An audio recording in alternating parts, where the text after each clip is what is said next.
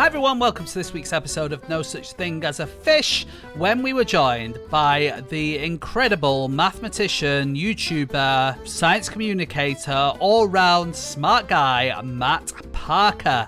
Now, a lot of you will know a lot of Matt's work. He's written a lot of books, Things to Make and Do in the Fourth Dimension's one of his. Humble Pie was an absolutely massive book for him. He has a new book out. It is called Love Triangle, The Life-Changing Magic of Trigonometry.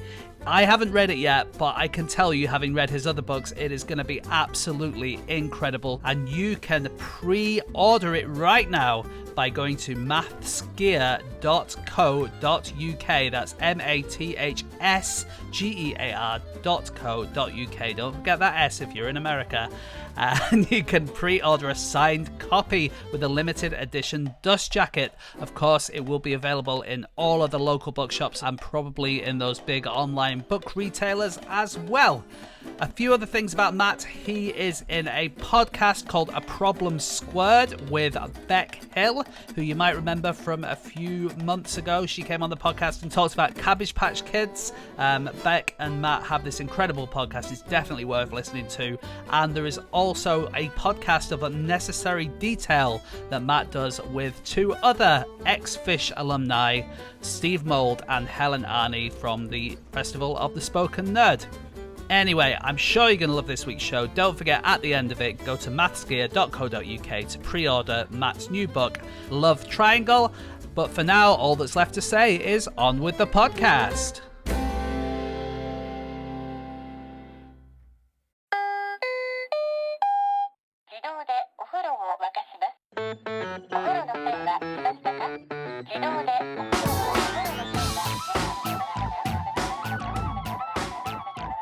Hello and welcome to another episode of No Such Thing as a Fish, a weekly podcast coming to you from the QI offices in Holborn. My name is Dan Schreiber. I am sitting here with Anna Toshinsky, James Harkin, and Matt Parker. And once again, we have gathered around the microphones with our 4 favorite facts from the last 7 days. And in no particular order, here we go. Starting with fact number 1, that is Matt. The first computer to ever discover a shape starred in the 1980s sitcom. Was in an episode of the 1980s sitcom Laverne and Shirley. Oh, wow. There are a couple of concepts in there I'm not familiar with. I like to pack a lot of concepts into a sentence. Yeah. Okay, so computer, shape, Laverne or Shirley? Can we talk about how you discover a shape? Great, yeah, good point. But that feels like the bigger question. I also don't know what is Laverne and Shirley a show you'd recommend? I'm unfamiliar with their non-computer-based episodes. Okay. I used to watch it as a kid. Really? Yeah. Did you? And it's good. Yeah, it was a spin-off from Happy Days. Yeah, it's Gary Marshall, who was the creator of it. He was the Happy Days guy. Yeah. Apparently it was a lot of... sorry, we're in Laverne and Shirley territory now. That wasn't the main part of my... So apparently they were like really kind of like, they had lots of fights on set, and Happy Days, the cast, they used to put glass to the walls to hear the arguments that were going on the other side. Yeah, it was all that stuff. So, On Happy Days. yeah.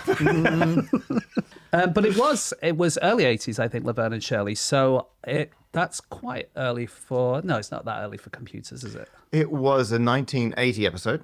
And the same computer had previously starred in The Land of the Giants in 1969. Wow. And God, it Voyage to didn't the get Bottom of work the for a Sea. while then. No, it went out for a while.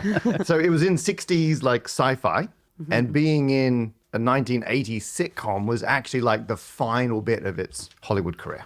Yeah, Wow. It's pretty much you've as a result of this fact, and we will get to the new shape. Sorry, Anna, for knocking out of this, but this website that you sent Starring us, the computer. Starring the computer is phenomenal. great. It's the IMDb of computers and movies that they have appeared in, and it's run by this one guy who he has this amazing Twitter account where he just constantly puts up photos from movies he's watching, going, "What's this? Does anyone know?" And that people go hunting to try and track down the exact computer that's in the movie. So good. What was this computer? First The of all? Burroughs 220. Okay. Once you've seen it in Laverne and Shirley, do you think people then go, well, I want to watch The Land of the Giants now, and I want to watch His entire back catalogue. Yeah, like you might do with an actor. Well, what's good about this computer? The Burroughs 220 really looked like a computer. Like if you're thinking 60s computers, like with tapes spinning and lights flashing, it's like your classic retro computer look. Okay. I read that a similar one, which was the B205, Oh, yes. was the Bat computer in Batman. According to There Really? you go. So that's because I wondered if there were ever computers that played other computers, and I guess that's an example, like a Mac playing a Dell or Yeah, something. Yeah.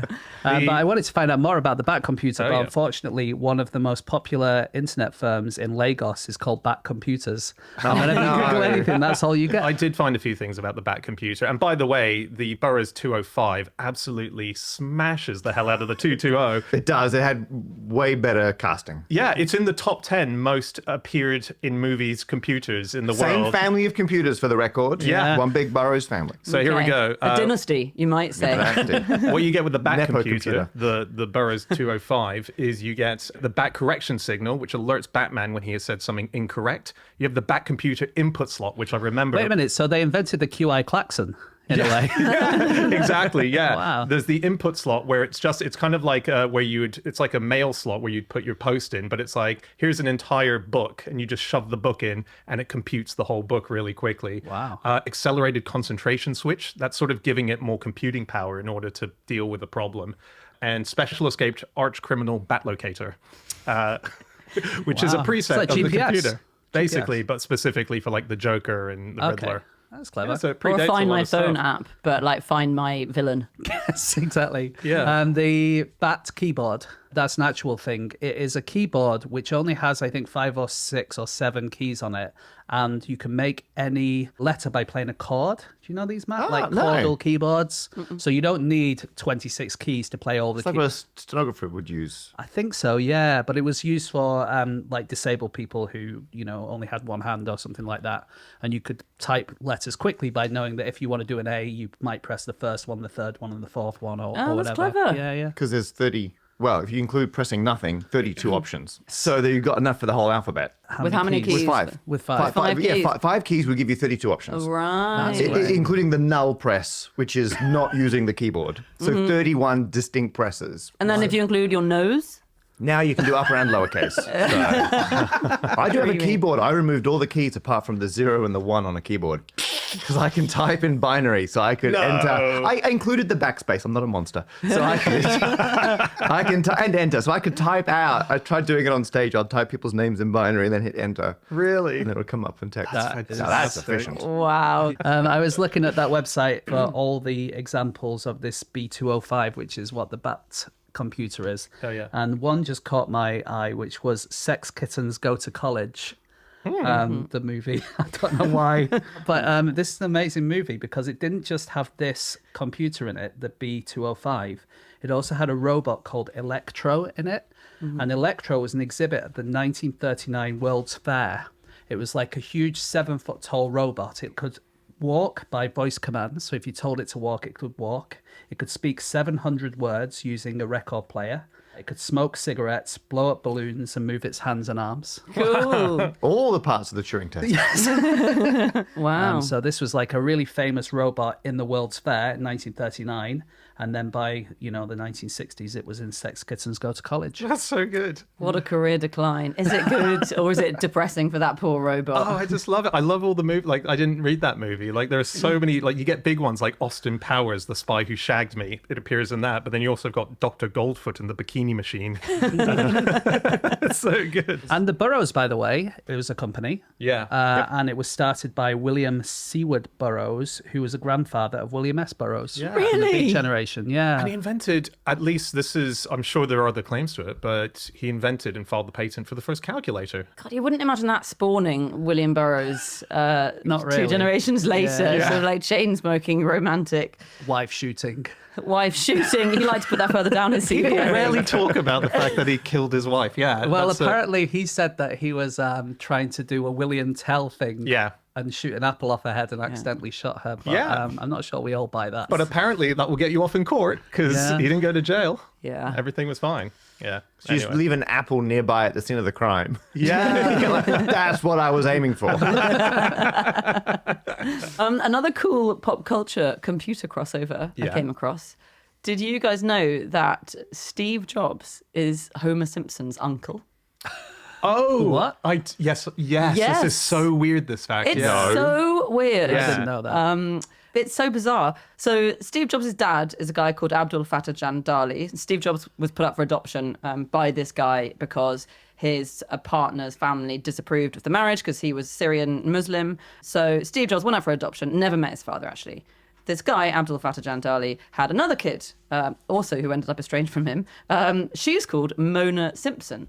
And she married a guy, weirdly called Richard Apple. So Steve Jobs' brother-in-law is called Apple. Brilliant. She married a guy called Richard Apple, who is a writer on The Simpsons. And he came up with the character of Mona Simpson, Homer's mum, named after his partner, Mona Simpson. So Steve Jobs' sister is Mona Simpson, Homer Simpson's mum. Okay. Yeah. I followed that, but maybe because I knew it beforehand. I'm not sure if that worked because we got two confused I'm looking. imagining a very complicated family tree. Yeah, I'm thinking like the Habsburgs. You know, Yes. that family tree where they're all kind of Yeah, it is. It's like that, and also if that like branched out into fiction for one bit of it, it's a little bit like Icelandic sagas, where you're like, is this true or is it not? So shapes, you were. How does a computer? Oh, yeah. How Sorry, does a can you- computer invent a shape? Well, this is the problem. So everyone, and this is a perfect example of what happened in computing. Everyone loves the B205 and all these other fancy computers. The B220 was like a vacuum tube miscalculation because they barely made any. No one really bought them. Transistors had come along and blown these old ones out of the water.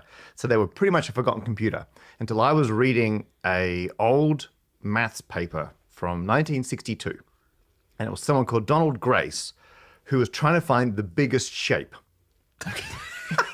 What? Now, you're going to need some constraints on that. Otherwise, the biggest shape so is funny. whatever shape the universe is. But they were trying to work out the biggest shape that you could fit in like a unit sphere. Okay, So so biggest shape you can fit in a ball. okay, And you can imagine it the size of the universe if you want. No one's stopping you. Yeah. Or you can imagine it at a nice, manageable basketball-esque size. okay, And to make it a bit more manageable again, they would do it for the number of vertices, the number of corners a shape has. Right. And Donald specifically was curious, what's the biggest shape with eight vertices on it? okay. Which some people might think we just work out how to put 8 points on a sphere as far apart as possible and join them all up to make a cube, and it doesn't work. That is the best way to position your points on a sphere, and that's actually quite difficult to do. That's a whole other. No one has a good systematic way to arrange dots on a sphere, That's so interesting. What in that regular way that makes a cube? despite all the funding from Big Golf. What is the biggest golf? That's all I want to know. Yeah, there's no. It's called the Thompson problem. There's no because it came out of. Is it when- named after golfer Lexi Thompson? It's not. No, right, okay. It came out of Thomson looking at electrons in an atom, trying to work out how they'd be spaced. And they're like, oh, well, it's easy. They just space such that they've got as close as possible to the same distance between them. And they're like, we'll just work that. Oh, that's really hard to work out. And it doesn't even solve this other problem. So mathematicians were a bit of a dead end. And Donald Grace was studying at Stanford, studying what would later be called computer science. And they were like, you know what? I'll just see if I can get a computer to solve this problem. Because if I program a computer to start with 8 points on a sphere and work out the shape that they define and then jiggle them all around a bit and see which direction of jiggling increases the volume by the most, and then just do that more times than a human ever could, you'll eventually evolve your way into the biggest possible shape. that you can arrange. Yeah, okay. And so I read the paper, and I wasn't kind of aware of that at the time. I was just looking because I like the shapes. I was reading through the paper, and there was a line that said, "Oh, we ran this on a Burroughs 220 computer system." And I was like, "That's weird. Like that's commonplace in modern math research." But I was looking at this, going, "That's what a computer already." And the paper was submitted in August 1962. I'm like, how did he have access to a computer? And it turns out they did have a Burroughs 220 at Stanford. They got it in 1960. So Donald has since passed away, spoke to his kids, and they're like, oh, he used to volunteer and go in at night. No. He would take the night shift in the computer lab. That meant he could run his code on the computer, because otherwise they were not going to waste their computer time for someone finding the trying to find a biggest big shape. shape. Yeah, exactly. No, fair. And he found it. He found the bigger shape, and he polished Wow. it. And he's like, I found this thing. And Do you have any idea? Can we explain what the shape is, or is it tough? it looks a little bit like a dice from D&D. Okay, It's yeah. made entirely out of triangles. Yep. But because it's not like an icosahedron, like a D20 or like a D8 that's nice and neat because they're platonic solids, it's somewhere in the middle. So it's still a lot of triangles put together, and it looks quite regular, but it's not exactly tidy because that's an awkward number of vertices So to you couldn't roll it as a physical die. it would be slightly unfair. Yeah. And it's massive. I mean, it's going to be difficult, isn't it? Heavy. Well, the size of the universe. Yeah. Well, yeah. Can we talk about golf? Yeah, sure. Yeah. I made a classic error there. Can I say no?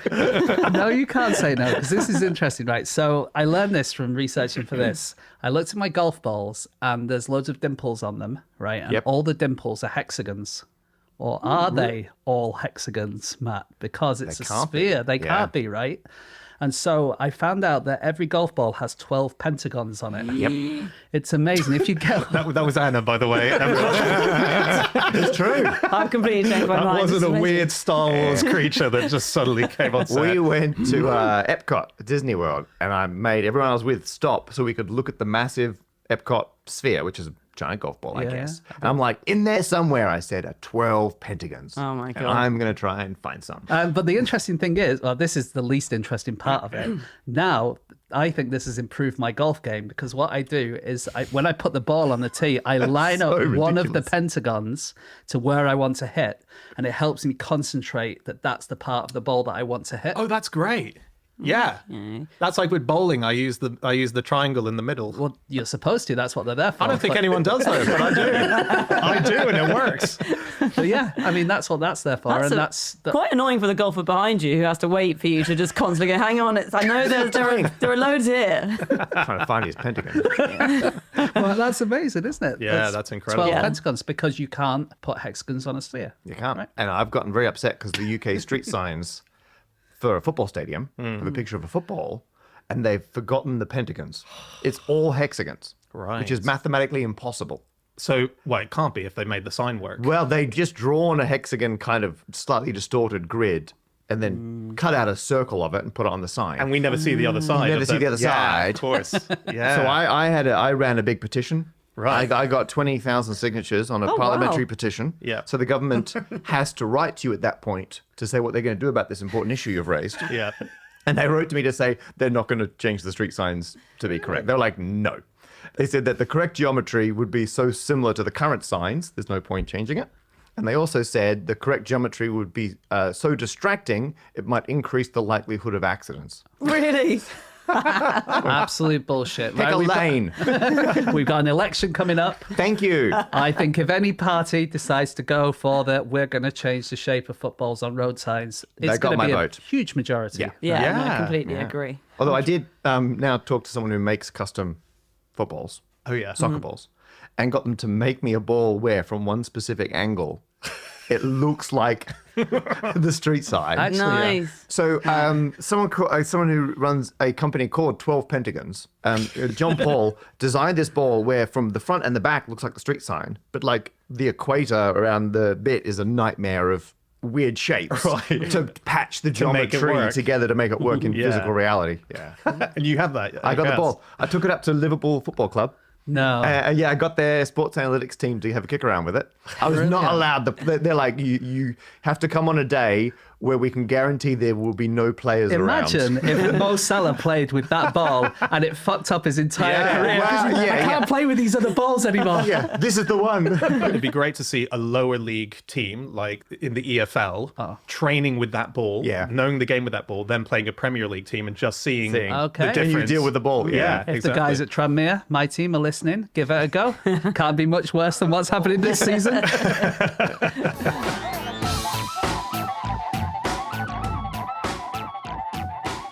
Stop the podcast. Stop the podcast. Hey everyone, this week's episode of Fish is sponsored by Squarespace. Absolutely. Squarespace is the place to go if you want to set up your own website.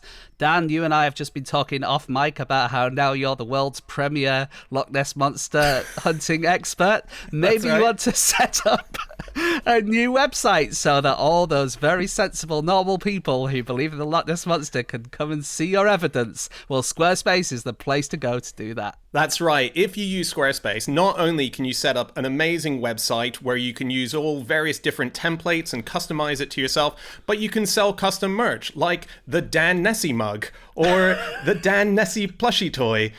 You can also have an online store that will sell it all and ship it out to you, so all my merch can make it right to your front door. There's an asset library where you can upload any of the photos that you want to use to Photoshop to make it look as if you have created your own Nessie. But no matter what the reason is for your website, Squarespace is definitely the place to go. And if this speaks to you, then go now to squarespace.com for a free trial. And when you're ready to launch, if you go to squarespace.com/fish, you will save 10% off your first purchase of a website or domain. That's right, so head to squarespace.com/fish, save 10% off your first purchase of a website or domain by simply using the code FISH. Do it now. Okay, on with the podcast. On with the show.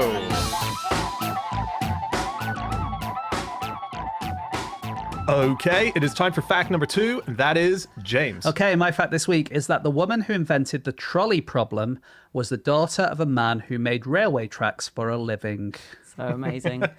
And the trolley problem is the issue where you're in a supermarket and one of the wheels gets stuck and you can't push in a straight line. No, it's when your coin won't fit into the slot to release it from the big bunch of trolleys. Okay, And I feel like I have to give a little bit more information about the trolley problem. So it's like a philosophical idea that you've got a trolley, or like a trolley car in America, I guess it is, and it's going down some tracks, and it's going to kill 5 people who are working on the tracks or who are tied to the tracks, depending on the version. Yep. But you have a lever, and you can pull the lever, and the trolley can go in the other direction, and it will kill only one person. Do you pull the lever to kill that one person, or do you just do nothing and let the 5 people die? And not everyone agrees with what's the correct answer. So That's always interesting. yeah. And that was originally called the tram problem, which was created by Philippa Foot. She married a guy called Foot, which feels quite rebellious if your dad makes railroad tracks. That's true. And she is known as the Grand Dame of Philosophy. Yeah. And her mother was Esther Cleveland, who was the first president's child to be born in the White House, the daughter of Grover Cleveland. And her father was William Sidney Bence Bosanquet, who managed Skinning Grove Steelworks in Yorkshire. And he made a lot of the tracks for the train tracks in the north of England. And I'm not sure it had any bearing on her philosophical works. I just like the idea. I bet it did. I think it's good that she had parents who worked in railroads. Because imagine if her parents were like an accountant and a librarian. Yeah. Like, it'd be a very different hypothetical situation where, 5 people all want to borrow the same book. Yeah. But one other person needs it for their Or there's like I don't know. a bookshelf is going to fall on... It's going to go one of 2 ways. There's 5 people on one side, but you can shove it the other way and get one person. That's what I'm thinking, yeah. I don't think it would have caught on as the Do you not think? philosophical meme it is today. If that Oh, you're right. But Philippa Foot was amazing. She's incredible. And it's amazing that all the connections, granddaughter of Grover Cleveland came up with this massive philosophical dilemma, flatmate of Iris Murdoch. She's like got so many interesting little cultural touch points that I'm just surprised I've never heard of. Yeah. Philippa Foot. I guess there seemed to be like a coterie of very interesting female philosophers around about that time, which I suppose was the 30s and 40s. 40. She got her degree in 42. Got so, it. Yeah. So around the 40s. And Iris Murdoch, who I'd never really thought of as a philosopher, and that's just my ignorance. I just read a couple of Iris Murdoch's years ago. And it makes me feel much more highbrow now having read them, because really, Iris Murdoch books, have you guys ever read her? No. They're basically about loads of people having affairs. Well, the 2 that I read, and I think all the rest of them. But once you know she's a moral philosopher, there's a huge moral undercurrent that you're supposed to think about. So the trolley problem. So it started as a tram problem with Philippa Foot. Oh, actually, let's go around the table. Sorry to interrupt, Dan. Yeah. Let's go around the table. Pull or not pull. Great game. Would you pull or not pull? Pull. Pull, yeah. But what? Well, it depends on the phrase. The whole point is You change insignificant details and it flips what people will say. Okay. And that seems to be what happened. So this one seems to be relatively straightforward, although there's some disagreement, but almost everyone says they would pull. But then when you add lots of other bits to the scenario, and that seems to have been done by this other woman called Judith Jarvis Thompson, who was the person who made the trolley problem famous, came up with the term the trolley problem. That's trolleyology is this whole kind of area of study that's because of her. And yeah, she expanded on it with loads of possible examples. I think the most famous is probably the bystander case, where rather than being the driver of the trolley, you're now just on a bridge and you see the driver of the train faint. And then as a bystander, do you step in? And then that's like, you're intervening now. Well, it's slightly different. The bridge one's slightly different. There's two options that Judith came up with. One is that you're on the side watching the trolley come and there's a lever that you're able to pull. So you now need to make the decision, the 5 people or 1 people. Yep. The bridge decision is you're standing on the bridge. You've suddenly done an interesting calculation where you realize that if you chucked what they call the fat man Someone off big the enough. bridge, someone big enough, not yourself, you've diagnosed small. you're That's too small, important. Yeah. but there's someone who's big and weighty next to you and you somehow have the skill to throw them off the bridge and stop it, would you then do that? Yeah. And that's the biggest dilemma, because that's taking an innocent bystander and Well, then sacrificing them. there is another version where the bystander is not just big enough to stop the train, but he's also the person who put the 5 people on the track in the first place. So he's the villain.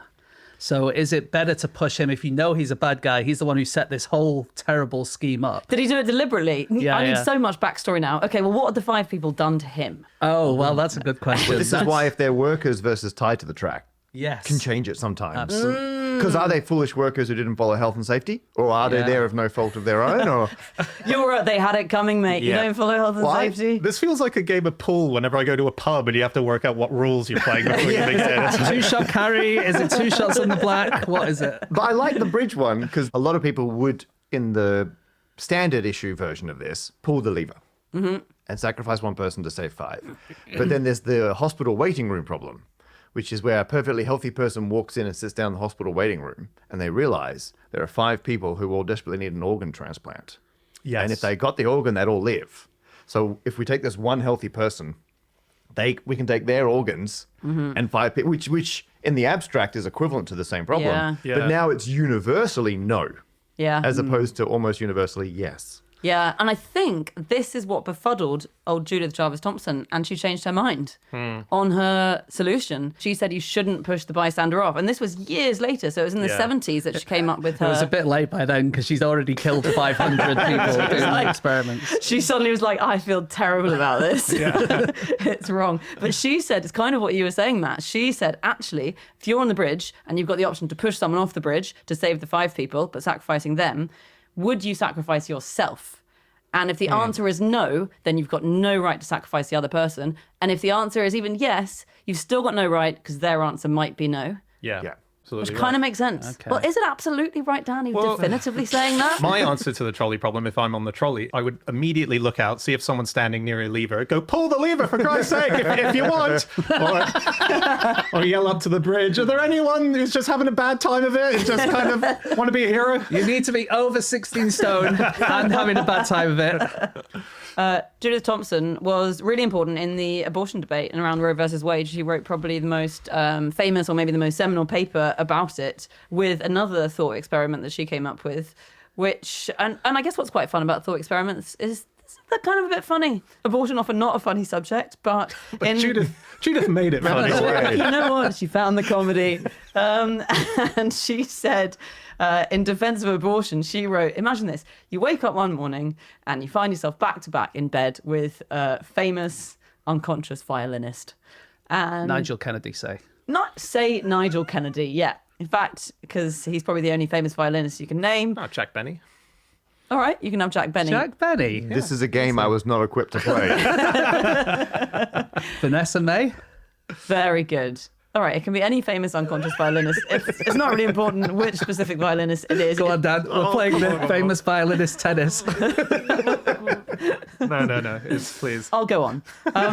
Can't think of one. So the famous violinist has a fatal kidney. Sorry, that's just the smallest violin playing for me in my sadness of losing. Oh. Yeah. So the violinist has a fatal kidney ailment, and the Society of Music Lovers have therefore kidnapped you and rigged up your circulatory system to the violinist. And this will save the violinist, him or her. And you go to the hospital and you're like, someone's rigged up my circulatory system with this fucking violinist, and I don't want it there. And the hospital's like, look, we're super sorry. Wouldn't let it happen if we'd known about it, but now it's happened. It's kind of letting him die if we unplug you. She says, should you have to agree to be plugged into him? And her argument is, no, you shouldn't have to agree. And the doctor It's your also body. says in 9 months it'll all be fine and you'll be unplugged anyway, right? The doctor says in 9 months it'll be fine. Yes, although she sort of expands on it a bit because, if you have a child, often it's not straight up. So in 9 months it'll be fine, but You there still are have to scenarios. look after the... Traumatic unplugging. You've got to look after the violinist. You've got to change the nappy. Yeah. I think Philippa Foot's original one was also about abortion, the one with the trolley problem. Because it had the trolley problem in it, but it also had another quandary, which was a magistrate who executes one man in order to quell a riot in which 5 innocent men will die. And so she asked people, should you be able to execute one person to save 5 people in the riot? And almost everyone said no. And then you said, but should you pull this lever so that the trolley kills this one person? And almost everyone said yes. And she's like, this is a weird dichotomy of ideas. And I think maybe that's where argument came in of one of them, the judge is actively killing someone versus just not saving people, wasn't it? So she was like, that's slightly different. It's very confusing. And then Daniel Bartels of Columbia University says this is all bullshit because these dilemmas are really engaging situations that people enjoy thinking about, but in real life, you wouldn't enjoy it at all. If you had to make that decision, you probably would be a bit stressed. Yeah. On Mastodon, the new Twitter, Oh, yeah. there's a user called Sidereal who came up with a solution where the trolley is going down and you've got a lever. And what you do is you pull the lever just when the front wheels of the trolley have passed, but before the back wheels of the trolley have passed. And that will make the trolley car stop. And it won't kill anyone. everyone.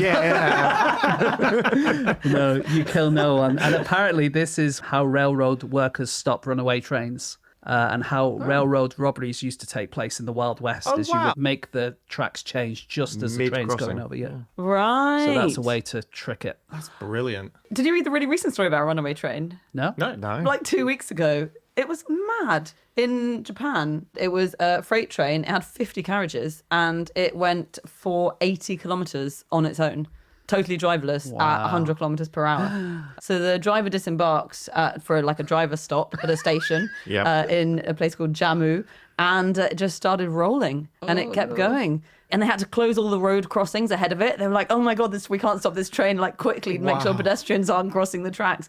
Went for 80 kilometers, and eventually, I think someone came and put like blocks on the track to stop it. Some random train. And there was no worker. people on it. The driver had gone and... No people, just shed loads of bricks, I think. Or That's the worst case scenario. Not pillows and marshmallows. sadly not. Do you guys know Vsauce, the YouTuber? Yeah. Yeah. Michael. Watch him, Oh, yeah. you're buddies with him. You're I know actual Michael. friends, yeah. Are you? I really want to know your opinion on the fact that he actually tried the trolley problem for real, which has never been done before and is so weird to watch. I mean, I think he did it. He's claiming to have he? done it. Yep. It's really hard to work out if people are acting or not because you Did really... he kill 5 people or one person? Yeah. Next video comes from jail. Hey, Vsauce, Michael in jail here.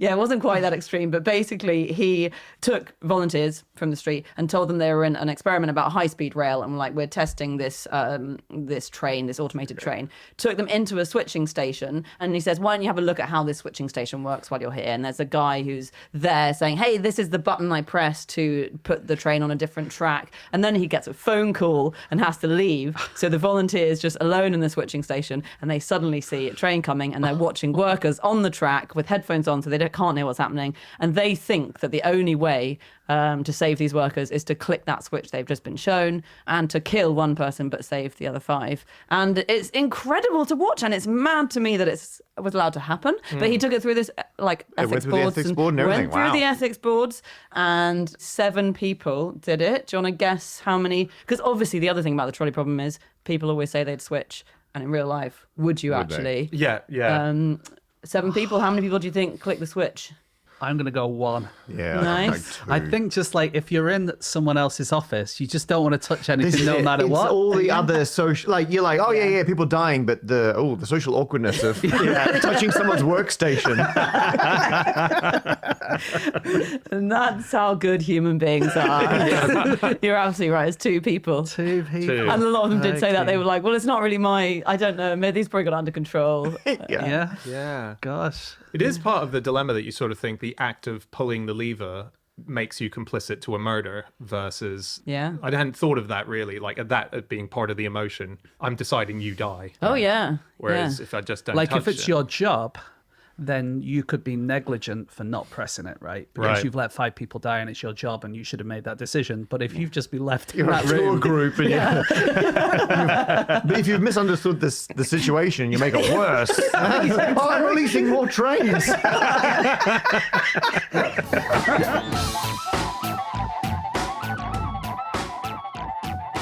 Okay, it is time for fact number 3, and that is Anna. My fact this week is that on the first ever road trip across America, multiple bridges collapsed under the weight of the cars and had to be rebuilt along the way. Wow. It's presumably crumbled behind you. Often crumbled with the vehicles on it and they would plunge into a river. Oh, right. Because Right. I was thinking like, Dan, maybe it's like, when you're walking in the countryside and you have to close all the gates behind you. It's just like considerate driving in America. Bridge back up. So cows can cross. This was a very specific road trip and it involved a lot of cars. So it was 1919 and it was 79 vehicles. Specifically, it was the Army Motor Transport Corps and they were driving across America to check out the state of the roads. So it was ordered by the War Department, this road trip, and no one had ever traveled from East Coast to West Coast in America because the roads just weren't equipped for that. There wasn't an interstate road system. And so this trip was commissioned to see if the roads were passable, and it turned out not really.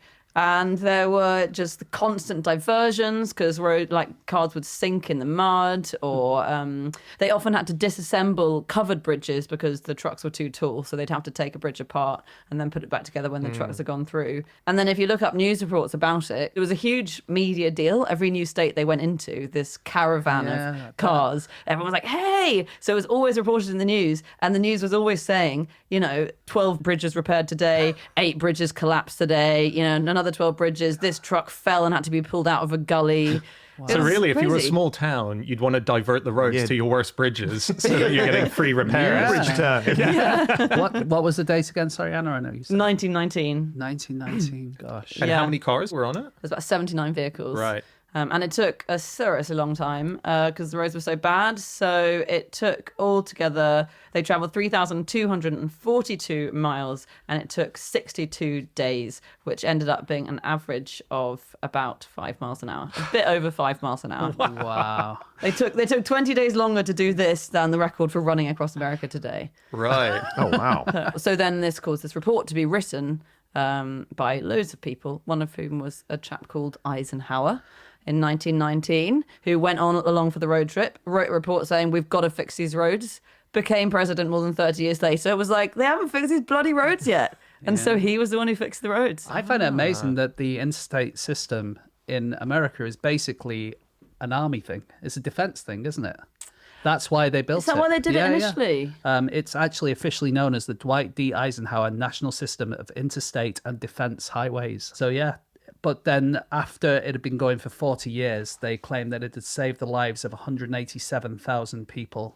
Is that because it's so safe? It is, because motorways and highways are just super safe compared to normal roads because everyone's going in the same direction. And Yeah.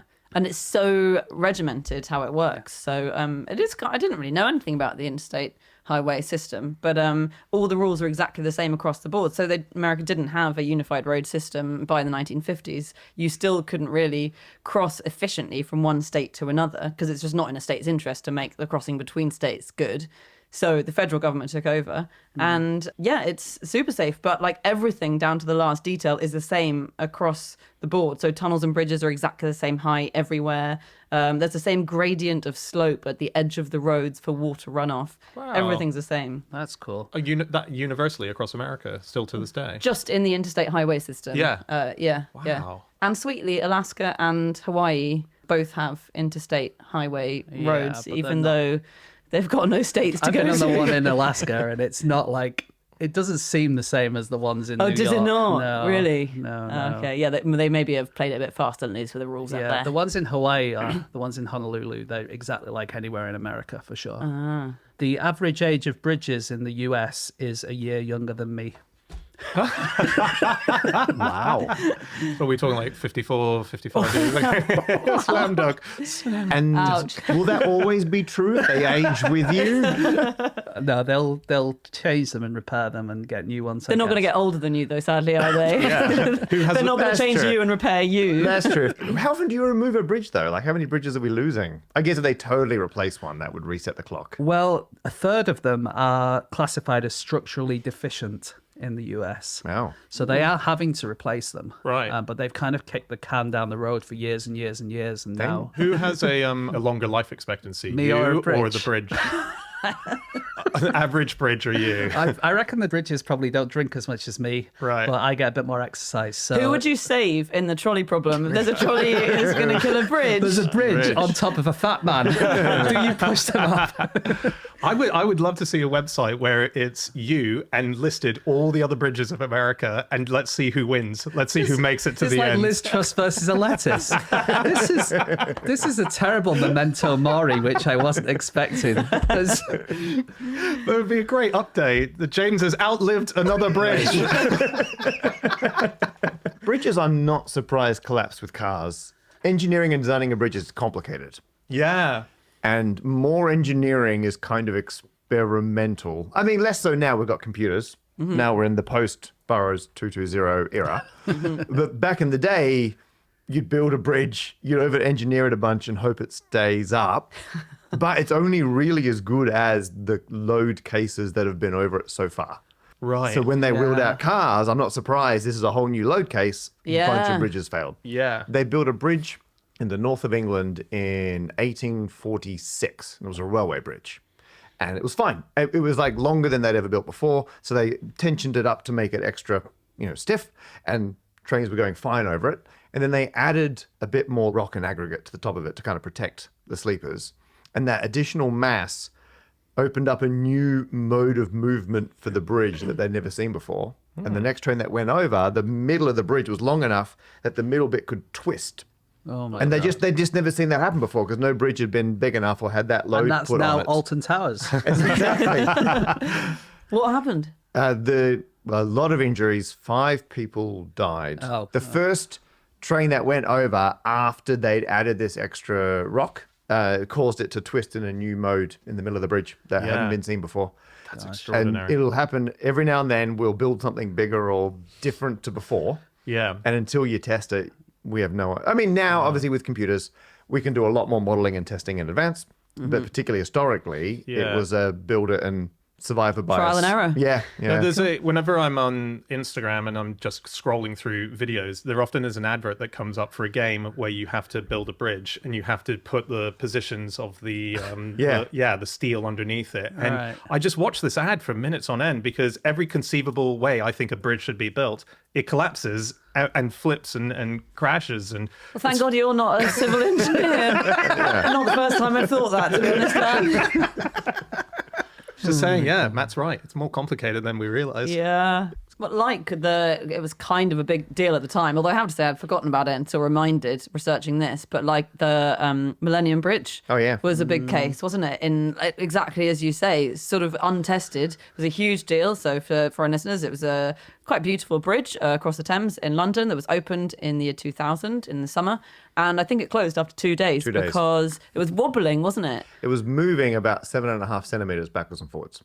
And people felt Which doesn't sick. sound like a lot, but if you're standing on this bridge, That's earthquake level yeah, feeling. it's noticeable, and it's because it was able to move from side to side. And what I really like about it is London has called it the wobbly bridge. They didn't call it the bouncy bridge because it wasn't going up and down. It was very specifically going side to side. Yeah, It had nice. this lateral back and forth. They accidentally, when they built it, tuned it.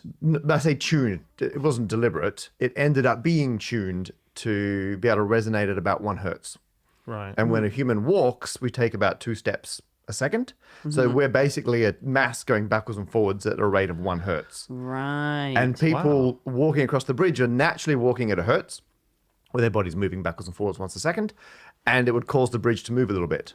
But then you had the synchronizing effect, where because the bridge is moving slightly, people are more likely to step in rhythm with it. Yeah. Oh, yeah. And so they we're would all then natural match. dancers. We're all aren't we're all we? dancers. Yeah. So yeah, then it makes it worse and worse. I feel like is it the same as on a trampoline? You know, when someone's bouncing and you automatically bounce in sync with them to make it more comfortable. Yep. So it's quite cool to imagine everyone on Millennium Bridge was walking exactly in step. And then all vomiting. And Yeah. Throwing up Yeah. Yeah, you got seasickness going over a bridge. Is it the case that they had to fix it? Was it dangerous? Because Yeah. They had to you could fix break it. the bridge. It could have got worse and worse. So at the levels it was happening, it wasn't dangerous, but no one wants to be on a bridge wobbling backwards Yeah. and forwards. It genuinely made people feel sick. That's Okay. why they had to fix it. This is my new entry for how I'd solve the trolley problem. Oh, yeah? I'd be on the bridge. I would see the trolley coming, and I'd say, "Everyone, let's walk in sync and let's down the bridge. Shake the bridge. Shake the bridge." It costs an extra £5 million to fix. It was like on an original budget of 17 or 18 million to build it. It took them 2 years and £5 million Really? to. They had to add extra damping to take out those frequencies. Yeah. By doing that, they increased the damping below 1.5 hertz by about 15-20%, and that was enough to stop that runaway feedback loop. How interesting. So if you got a load of shorter people with shorter legs walking along, might it happen again? If you were able to walk at a frequency that Would it be faster or like race walkers if they went you'd have to, the way it's been designed now, you'd have to be running. Okay. You'd be at a higher frequency to cause a problem, but you'd have to have a lot of people running at once to fall in sync. I guess So if the London Marathon changes, Goes diverts over, over that the could be a Millennium problem, Bridge. yeah. But they do this like people who work on designing football stadiums have to make sure the stadium is not accidentally tuned to any of the frequencies where a concert that's put in the stadium Oh, interesting. might match to. Yeah. And so What do you mean? Because then the actual structure could the whole vibrate structure, at the there's same... video of people dancing in a stadium. Oh, no, it was a football chant that people were doing, and you can see the whole structure starts to go up and down because they've hit that resonant That's extraordinary. frequency. Which is So every engineer on a terrifying. stadium has to go, the referee's a wanker. Okay, don't do it to that one. Not that one.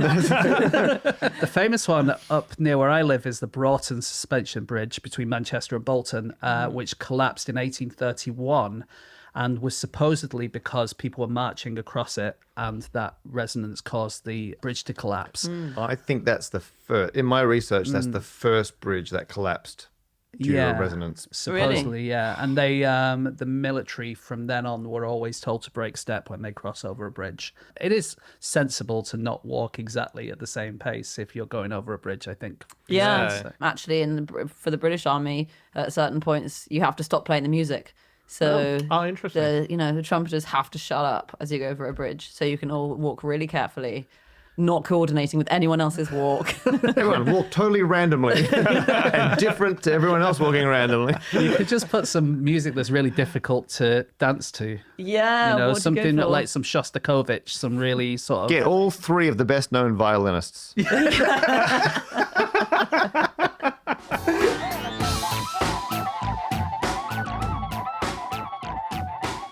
Stop the podcast! Stop the podcast. Hi everyone, we'd like to let you know that this week we're sponsored by Hello Fresh. That's right. Guys, do you want to make your life easy? Just make it easy as hell. Getting to the end of every evening, knowing that there's a big meal to cook for yourself and maybe for a family.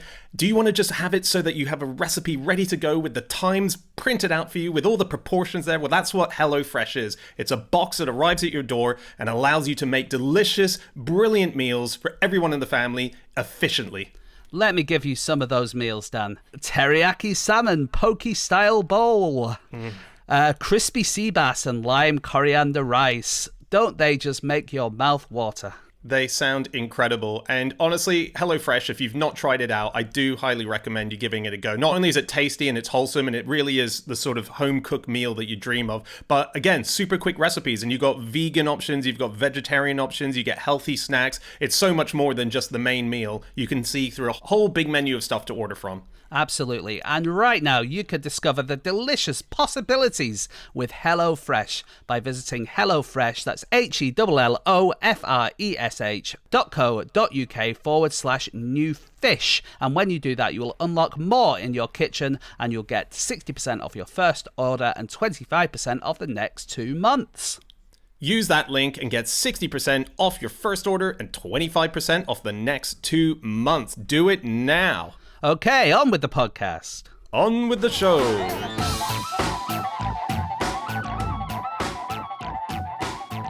Okay, it is time for our final fact of the show, and that is my fact. My fact this week is that in the board game Rising Sun, players are able to collect monsters that are inspired by both Japanese mythology and, by complete accident, a New Zealand farmer. This is the board game which they put on Kickstarter. They needed 300,000 in order to get the game going, but they ended up getting over $4 million. And so they had all this additional And they're money. like, well, we might as well add a farmer. All this That was extra a money. stretch goal. Yeah. One guy from New Zealand gets to pick a monster. So what they did was they said, okay, well, as we've got all this extra money, what we're going to do is we're going to produce more characters. So it's like a bonus pack that you get. So one of these monsters is called the Katahi. And basically it's described as a Manawa Bradford, a spirit monkey that is very hairy and gets engulfed in rage. And, Are you the New Zealand farmer, Dan? I've never seen you consumed with rage. No, that's but true. you have seen me naked. Which made him pretty angry, actually. But yes, so then what happens is the game comes out, all these characters are out there, and then there's this guy who's online who says, hey, I'm actually from Japan and I've never heard of this character. Does anyone know anything more about it? So it sparks off a big, hunt online for people to try and get to the bottom of it. Someone eventually discovers that there's a Wikipedia page, Legendary Japanese Monsters, that has all the characters on it, and in there is an entry for this Katahi, and a guy in New Zealand, 19-year-old, and his buddy dicking about online went to this page and they named it after him, and it just sat there for over a year. And the makers of this game went onto Wikipedia, cut and paste all of the characters on there, didn't do any additional research. That's great. And ended up using him. And so he's immortalized in this game as a Japanese mythological character. Awesome. Yeah. That's just going to encourage more people to edit Wikipedia in the desperate hope they'll make it to a board game. Yeah, that's true. And there's this great line which says, someone was describing it saying, this is the most exciting thing to happen in Dannevirke, which is the rural town where he's from in New Zealand, since someone tried to open a brothel there in 2008 and it lasted precisely 3 weeks. I think, people got really moralistic about it. One woman said she'd sit outside the brothel every day knitting to shame anyone who came in. And she also said, I can't see any of our men paying $100 a bonk, which I can see a lot of her men reading that and going, can't you, love? Okay. Bonk. I know. She's from the 50s. One of the district council chiefs said that brothels were a legal business and the only thing that they could do was impose environmental conditions on it. And his name was Roger Twentyman, which sounds like something on the menu at a brothel. Have we ever mentioned the Ant and Dec Saturday Night Takeaway board game? I don't think so. You say that as if we must have mentioned it. It's that game we such play a all big the time. deal. Yeah, we mentioned it in pretty much every episode. Don't know what you're on about. This came out in 2017. It was an Ant and Dec board game called Saturday Night Takeaway, based on their TV show, and it was basically a quiz. So you would play the board game, you get lots of trivia questions. Oh, sounds good. It was in theory good, except it was just riddled with mistakes. One question asked, where is Stonehenge located? It said Somerset. They said that Albert Einstein died in 1949 instead of 55, which is, I guess, you're not going to automatically know if that's right or wrong. How about this one? True or false? This is not the question. I'm rephrasing the question here. True or false? The moon is the same distance from London to Australia. That is incorrect. Incorrect. Yeah, and it's incorrect that they said that. They By about a claimed it factor was of 10. Yeah. They said it was the same distance as London to Blackpool. So in answer to how far away is the moon, they put 225 miles as the correct answer, as opposed to 238,000. Wow. The short-lived TV game show Colour of Money. Maybe you'll remember this. I only know it from the game in pubs. A bunch of cash You can play machines it. you could choose from. Yeah. They hired a mathematician to analyze the game for them. And the mathematician ran the numbers and came back and said, this is a terrible game. No one's ever going to win. And they're like, oh, no, but I tested it when I was home with the family and my grandma won and everyone had a great time. And so they put the game into production. And basically no one won. And that was it for the game. And it was gone. That sounds like a good thing for the production company, though, right? Not if it doesn't make good TV. No one wants to watch it. If Did they ever think of putting that grandma on the show? they should have. Lucky grandma. Yeah. That's where you're going wrong. Sweep up, take it all home. It's like the fruit machines, pokies. You can tune the payout rate. Like it's not you're pulling the lever, but it's just hitting a switch that's then spinning the things. Yeah. And the payout rate is programmed in to be once every kind of so often. It's not even doing something particularly randomly. It's evening out the payout rate. Right. So you Right. just have to watch, and once it's been long enough, then you go on. When I used to work in a bar, we would watch it, and if no one won all night and people were playing it all night, then once everyone else had gone home, we'd put all our tips in and lose all our tips. But then we were just terrible at those. Like, for instance, there was a QI quiz machine game. Oh, yeah. And have we said this on here? I don't before? think so. I don't think so. So there's a QI quiz machine game. And before it went out, they sent me all of the questions so that I could check through them to make sure there wasn't any mistakes and make sure that it was kind of QI as it should be. And there was probably, I think there was 20,000. It might have been more. Anyway, I had a database of all the questions, and they put one in the pub next to where we worked. Yeah, in just the next door in pub. Covent Garden. I was It's a like, pub down the road. brilliant. We're going to clean up here. And so we went and played, and we just lost all our money. We just couldn't win. We just hit Couldn't do every it. klaxon. It was Yeah. ridiculous. Yeah. Oh my God. On Japanese games in the 1980s, and I think it was 1985 or 1986, did you know that almost half of Japanese people owned a computer domestically? When in the US, for instance, that was about 9%. In what year? I think it was 1985 or 6. I didn't write this down. I just read it this Really? week. But that's because they all owned Famicom, which was a family computer, which was the Nintendo console thing. And they were all playing Nintendo. In 1990, I only knew one person who had a computer in Bolton.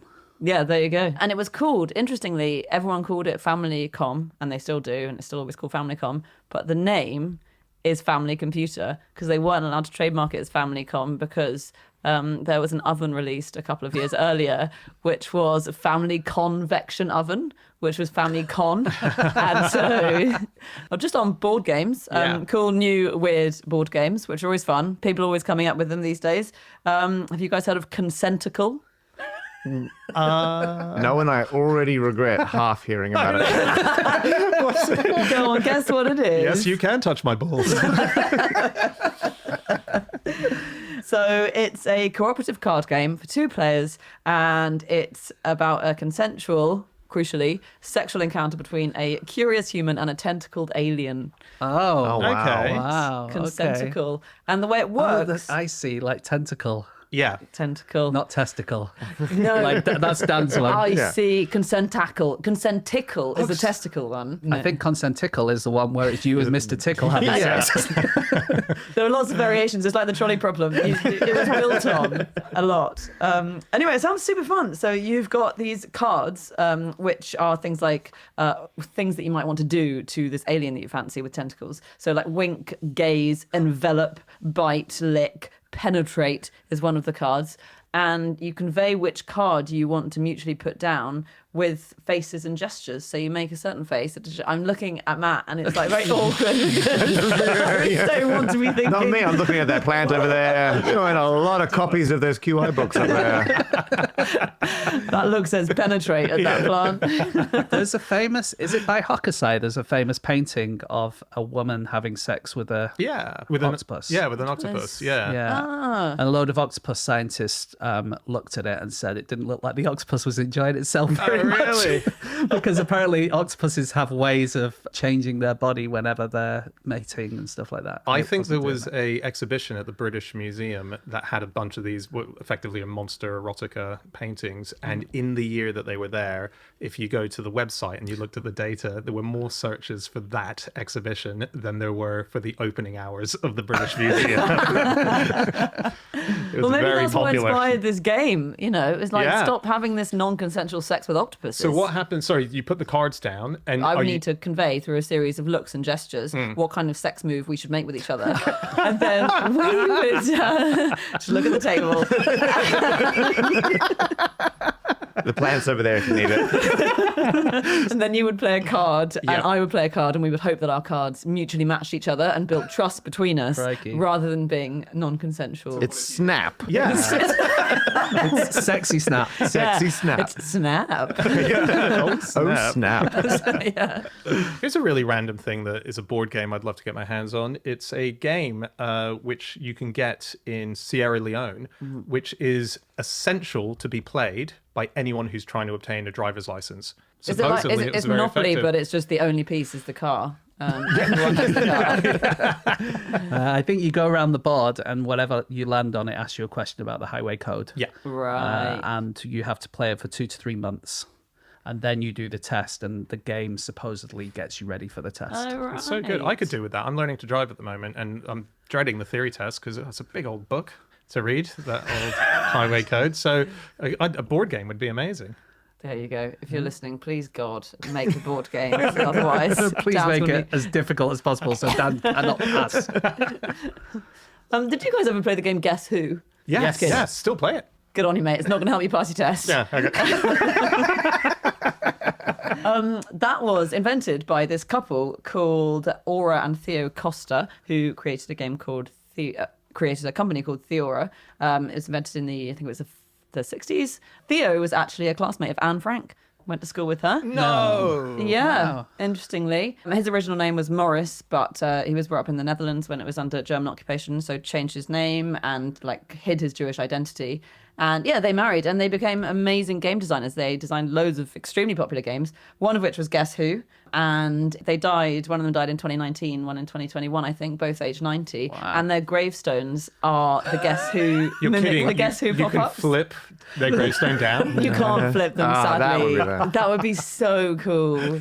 But no, you can't. What is it? What do they have? They just have the same design as the Guess Who That's pop-ups, okay. which are quite similar to an actual gravestone. So Yeah. Optimal Guess Who. You want to be able to split the remaining possible people as evenly in half as possible. yes, Because you want to basically do a binary search. You want to split it in half each time. yeah, And that's the fastest way to Got get to the it. final answer.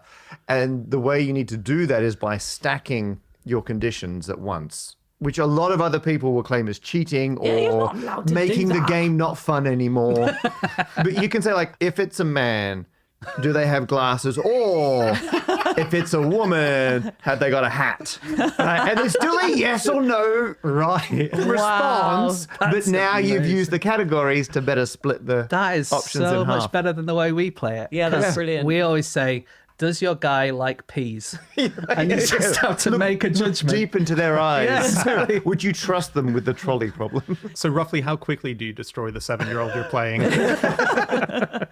I wonder, have mathematicians had a go at the other game invented by Aura and Theo Costa, which is and they made it in the 1970s, the popping out rubber spheres game that's become really popular recently. I've only yeah. seen it because suddenly I'm surrounded by young children. Yeah, we've got a few at home. Yeah. Yeah, do you guys know The what I fidgety mean? toy thing. Yeah. Yeah, and people are into it. I Stress thought, toys. I always thought only thought- babies were into it, but apparently it's I popular. thought they were invented by someone who was inspired by a field of breasts. You're absolutely right. And that is Aura that them? Costa. Wow. Yeah. Really? She was actually sweetly and darkly inspired by her sister, who very sadly got breast cancer. And she had a dream around that time of a huge field of her sister's breasts and woke up and went to the game designer and was like, make me a field of boobs. Oh my God. I had a dream last night where there was a referee in a football match and he tried to send one off, but he pulled out a rice cake instead. Oh, yeah. Can we turn that into a game? Not all dreams are going to be money spinners. That should have been her tombstone, a giant rubber gravestone that you could push down and sort of give it into the ground. But then what if she pops it back up from the game?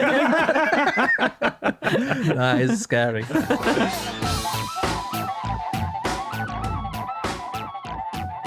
Okay, that's it. That is all of our facts. Thank you so much for listening. If you'd like to get in contact with any of us about the things that we've said over the course of this podcast, we can be found on our various social media accounts. I'm on Instagram, on Schreiberland. James? My Instagram is no such thing as James Harkin. Matt? I'm stand-up maths pretty much everywhere. Yep. And Anna? You can find us on Twitter on @NoSuchThing or on Instagram, No Such Thing as a Fish, or you can email podcast@qi.com. Yep, or you can just head straight to our website, which is nosuchthingasafish.com. You'll find all of our previous episodes up there. You'll find a link to Club Fish, our secret members club, where we have lots of bonus episodes. But most important of all, you should find yourself to a pre-order link for Matt's new book, which is coming out this June, you were saying? Yep, June in the UK, August in the US. And where's the best place for them to go? If you go to massgear.co.uk, you can get the signed pre-ordered copies by me, but you can support your local independent bookshop or anywhere else online to pre-order it. Remind us what it's called. It's called Love Triangle. Okay, that's it. We'll be back again next week with another episode, and we'll see you then. Goodbye.